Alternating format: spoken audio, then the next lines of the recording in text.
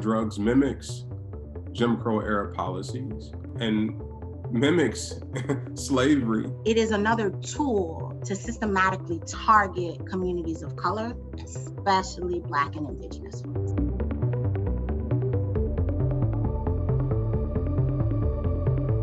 America's public enemy #1 in the United States is drug abuse. In order to fight and defeat this enemy, it is necessary to wage a new all-out offensive.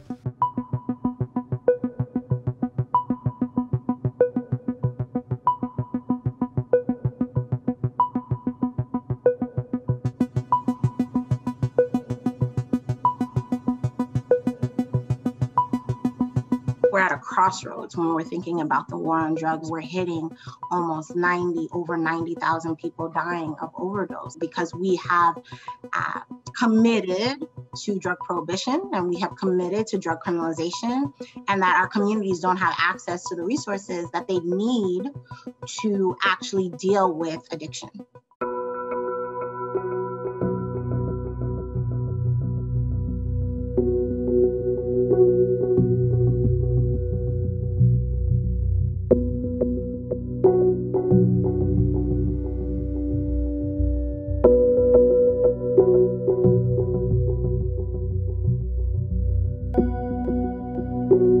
Cannabis became the reason why you can snatch somebody up out of there.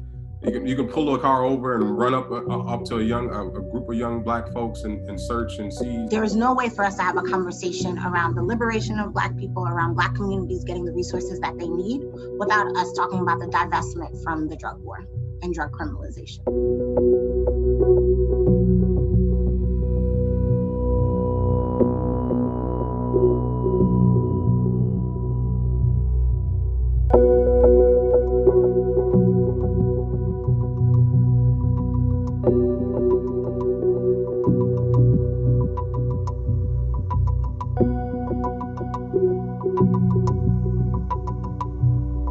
A drug conviction can keep you from getting adequate housing, like not being able to be a part of public housing, unable to get private loans to buy a home. For a while, it impeded you from getting federal financial aid for like higher education. Those collateral consequences make sure that the continuation of your sentence is for perpetuity.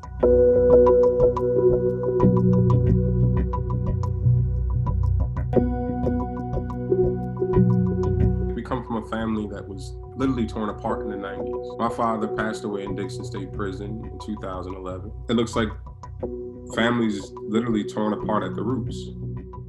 It looks like unemployment. It looks like the racial wealth gap.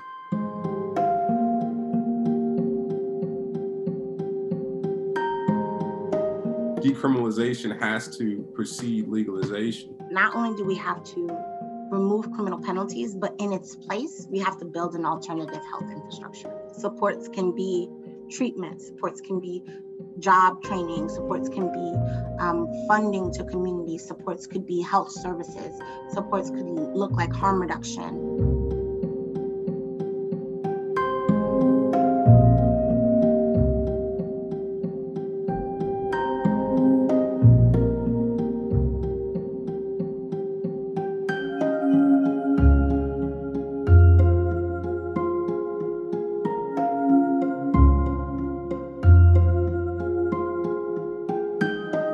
Drug policy reform is one of the preeminent civil rights and social justice movements of our time currently.